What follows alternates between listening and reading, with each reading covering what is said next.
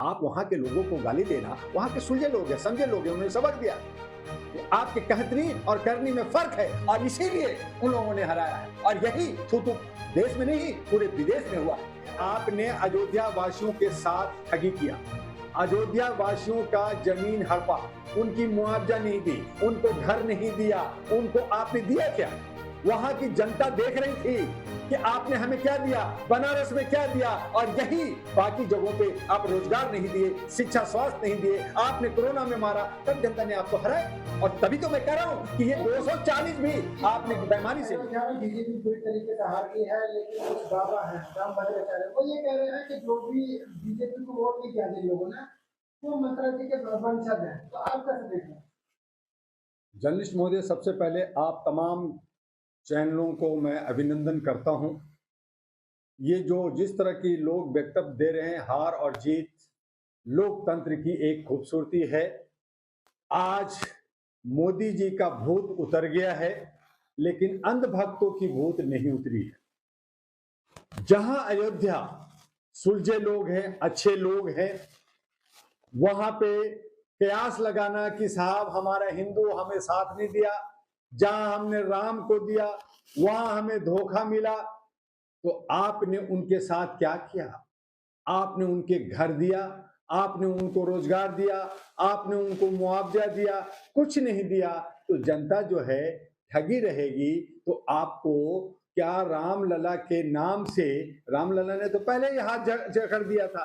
तो जो भद्राचार्य जी ने कहा वो अपनी विवेक से उन्होंने कहा, हम लोग सम्मान करते हैं, लेकिन जहां 6 शंकराचार्यों का जो श्राप था, जो बद्दुआ था कि साहब समय पे ये जो है प्राण प्रतिष्ठा नहीं हुआ, राम जी का स्थापना जो 4 किलोमीटर दूर हुई, अपनी जगह से दूर हुई, ध्वजारोहण पहले मंदिर में नहीं हुआ, आपने सिर्फ राजनीति करने के लिए, वोट लेने के लिए आपने किया है। तो ये सबक देना जरूरी था, अयोध्या को दिया। आप बनारस से हार रहे थे, आपका काउंटिंग हुआ, पहले फेज में 5,000, दूसरे में 20,000, और उसके बाद वहां लाइट चली जाती है, वहां टेक्निकल कहते हैं एरर हो गया, और अचानक शाम में कहते हैं 1.5 लाख से जीत गए। ठीक है साहब, आप जीत गए, लेकिन जहां मोदी की गारंटी थी, जहां पे 56 इंच था, वहां पे आपने जो भी एन केन प्रकार तरीके से आपने जो गारंटी ली थी, भारत के अंदर आपने कहा था 400 पार, 370 से पार होगा, 390 होगा, उससे कम नहीं आएंगे। आप 240 में सिमटे, उसमें भी बहुत सारे सीटों पे 200, 300, 500, 800, 700 और 1,000, 164 उम्मीदवार सांसद 1,000 की मार्जिन से जीते हैं। अगर 240 से 164 को माइनस कर दीजिए तो बीजेपी के पास बचा क्या? 66 76। सर सवाल ये है कि मोदी जी ने अयोध्या को क्या नहीं दिया? अयोध्या में क्या दिया? अयोध्या में आपने अयोध्या वासियों के साथ ठगी किया, अयोध्या वासियों का जमीन हड़पा, उनकी मुआवजा नहीं दी, उनको घर नहीं दिया, उनको आपने दिया क्या? वहां की जनता देख रही थी कि आपने हमें क्या दिया, बनारस में क्या दिया, और यही बाकी जगहों पे आप रोजगार नहीं दिए, शिक्षा स्वास्थ्य नहीं दिए, आपने कोरोना में मारा, तब जनता ने आपको हराया। और तभी तो मैं कह रहा हूं कि ये 240 भी आपने बेईमानी से लिया। इस मामले पे डीएम का बयान भी आ गया है कि जिनके मकान तोड़ गए हैं, रोड शो कर करके सबको मुआवजा दिया गया है। ये अफवाह है बिना वजह की। बयान देना और व्यवहारिक, अगर व्यवहारिक देर से देते, जब 5 किलो चावल जो 2 रुपए किलो वो वोट दे सकता है, जब मध्य प्रदेश में आपने लाडली स्कीम और चावल देने के नाम पे वहां 29 सीट जीत सकते हैं, तो क्या अयोध्या नहीं जीत सकते थे? आप वहां के लोगों को गाली देना, वहां के सुलझे लोग हैं, समझे लोग हैं, उन्होंने सबक दिया। आपके कहतनी और करनी में फर्क है और इसीलिए उन लोगों ने हराया है। और यही थू देश में नहीं पूरे विदेश में हुआ। तब मैं कह रहा हूं कि मोदी जी का भूत तो उतर गया, लेकिन अंधभक्तों की जो अंधभक्त हैं, जो कह रहे हैं कि मैं जो ध्रुवीकरण करूंगा, मैं तो हिंदुओं को वोट लूंगा, मैंने तो राम तुम्हें दिया है, तुमने मुझे वोट क्यों नहीं दिया, उसको ये सबक दिया गया। और तब मैंने कहा ये 240 भी आपको नहीं मिलना था, आपको 76 सीट सिर्फ आपको जो है 50,000 लाख का जो फर्क है वही मिला है, आप 164 की चोरी की है। तभी मैंने कहा, और ये इस तरह से जितनी भी पार्टी है वो 100 से ऊपर नहीं गया, और ये सब हैंग असेंबली बना। जनता ने सबको नकारा कि तुम सब नकारे लोग हो, हम तुम्हें नहीं मानते। और ये लोकतंत्र के अंदर एक बहुत बड़ा मैसेज है कि तुम कॉर्पोरेट हाउस चलाओगे, तुम झूठ बोलोगे, नफरत पहुंचाओगे, भाई भाई में झगड़ा कराओगे, हम तुम्हें वोट नहीं देंगे। नोटा में एक दो नहीं लाखों वोट पड़े, उसका क्या हुआ? कुछ नहीं हुआ। जहां पे आपने नॉमिनेशन नहीं करने दिया, आपने बनारस में बहुत सारे उम्मीदवारों को नॉमिनेशन करने से रोका, उनको जो है आपने एप्लीकेशन नहीं दिया, आपने वही सूरत में किया, आपने वही अहमदाबाद में, गांधीनगर में किया, आपने हर जगह यही किया।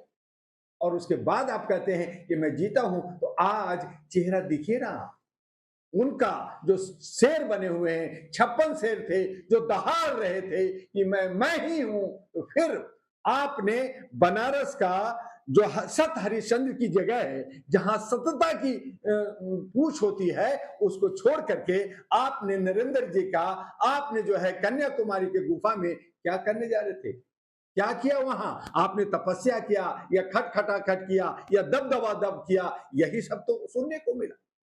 तो देश को कुछ नहीं मिला, जनता को कुछ नहीं मिला, ये सिर्फ ड्रामा है। और इसलिए मैं कहना चाहूंगा कि 150 1.5 लाख करोड़ जो है इलेक्शन कमीशन खर्च करती है। अब जितनी भी पार्टियां हैं, 715 पार्टियां इसमें पार्टिसिपेट किया, 8,363 उम्मीदवार खड़ा हुए, इनमें खर्चा कितना हुआ? 5 लाख करोड़। शेयर का घोटाला हुआ 36 लाख करोड़। आपने जो है एग्जाम में, नीट के एग्जाम में आपने 50 करोड़, ये सब मिला करके 50,000 लाख करोड़ आपने खर्च किया। ये सब भारत के जनता पे भार आया, और जिससे गरीबी बढ़ेगी, जिससे बेईमानी होगी, और जिससे जो है बेरोजगारी और महंगाई बढ़ रही है। बीजेपी की तरफ से और बीजेपी के जो संगठन और अन्य जो सभी दलों की तरफ से लगातार कहा जा रहा था कि जो राम को लाए हैं उनको लाएंगे, लेकिन बीजेपी की हार तो अन्य जगह भी हुई है, लेकिन ये फोकस अयोध्या पे ही क्यों है? अयोध्या एक आइकॉन बनाया गया था जर्नलिस्ट महोदय कि अयोध्या में राम जी की स्थापना हुई है, तो वहां का जो भी कोई भी, चाहे कुत्ते बिल्ली, किसी को खड़ा कर दोगे, वो जो है 10 लाख वोट से कम जीतेगा। ये उनकी दिमाग में बैठी हुई थी। जब उनके उम्मीदवार बीजेपी का लाखों वोट से, 10-5 हजार नहीं, लाखों वोट से जब हारा, तो लोगों ने कहा कि ये क्या हो गया। जहां पे बीजेपी को हारना था, कन्याकुमारी, आपका केरला, तमिलनाडु, कर्नाटका, आंध्रा, तेलंगाना, वहां बीजेपी जीतती है। और जहां उनको जीतनी थी वहां हार जाती है। तो ये बताया जाता है कि कहीं ना कहीं ये मैनिपुलेशन हुआ है, कहीं ना कहीं गैंगस्टर के गेम हुआ है। ये जनता का मैंडेटरी नहीं है। इसलिए न बीजेपी जीता, न कांग्रेस जीती, न जो है जनता की जीत हुई। ये सब गैंगस्टरों के, और यही वजह है कि 13 तारीख को हमारे आदरणीय माननीय समझ जा रहे हैं आपका इटली, क्योंकि इटली जो है अंतरराष्ट्रीय गैंगस्टरों की जगह है, उनको शायद धन्यवाद देने जा रहे हैं, ये क्या करने जा रहे हैं ये तो वो जाने। तो इस तरह से आज हमारे लोकतंत्र का जो जिस तरह से मजाक उड़ा, माहौल बना, वो देखने लायक रहा है। अयोध्या एक हमारा राम जी का था, तो मैंने कहा कि राम जी ने पहले ही हाथ झड़क दिया था, मेरे हाथ छोड़ो, तुम अपने जाओ। तब उनकी भाषा बदल गई, तब उन्होंने जो है कन्याकुमारी गए, तब हिंदू मुस्लिम उन्होंने किया, तब उन्होंने कहा कि भैंस ले जाएंगे, मंगलसूत्र ले जाएंगे, पता नहीं क्या क्या कहा। तो इन तमाम चीजों को तमाम सोशल मीडिया मुख्य मुद्दा से भटकाने वाली बात थी। तमाम सोशल मीडिया पर चल रहा है कि अगर जिस तरीके से बीजेपी को अयोध्या वासी ने वोट नहीं दी, तो उनका बायकॉट किया जाए, वहां से अगर कोई तीर्थयात्री जाता है तो वहां सामान ना खरीदे। हाँ, तो क्या करें? ये राम जी हम में सब में, खड़क खम में सब जगह बसते हैं। राम जी सबके हैं। राम जी सिर्फ बीजेपी और आरएसएस के नहीं है। राम जी ने कह दिया कि तुम मेरे पे व्यापार मत करो, तुम मेरे सहारे चलने की बात कर रहे हो, बेचना चाहते हो मुझे, मत बेचो। मैं कांग्रेस का भी हूं, मैं बहुजन का भी हूं, मैं दलित और शोषित का भी हूं, मैं मुसलमानों का भी हूं, मैं राम हूं।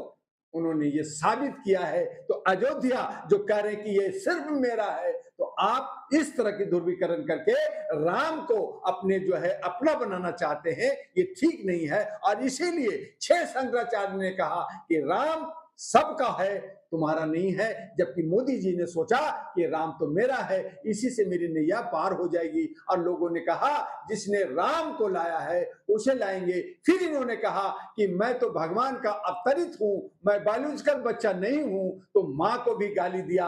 अब जब उनके परिवार कहा गया कि सब मोदी के परिवार हैं, तो मोदी जी को लगा कि ये तो फिर बहुत बड़ी गाली हो रही है, तो अब फटाफट करें, भाई मैं परिवार नहीं हूं, मुझे कहीं लिखो मत, सब जगह हटा दो। तो इस तरह का वक्तव्य आना ये लोकतंत्र की नहीं में ठीक नहीं है। देश को चलाना है विकास के लिए, समृद्धि के लिए, समरता के लिए, सौहार्द के लिए। और जहां कहीं भी आज कश्मीर में एक महीने के अंदर 3 अटैक हो रहा है, आप कहां हैं? आप कुछ बोल रहे हैं क्या? आप तो मस्त हैं, आप जश्न मनाने में। जनता अभी त्रस्त है, जनता परेशान है और मस्ती आप में है। आप जो है हर जगह प्रोग्राम करने में लगे हैं, अब देश विदेश घूमने की तैयारियां कर रहे हैं। तो देश का, जनता का, देश का क्या हो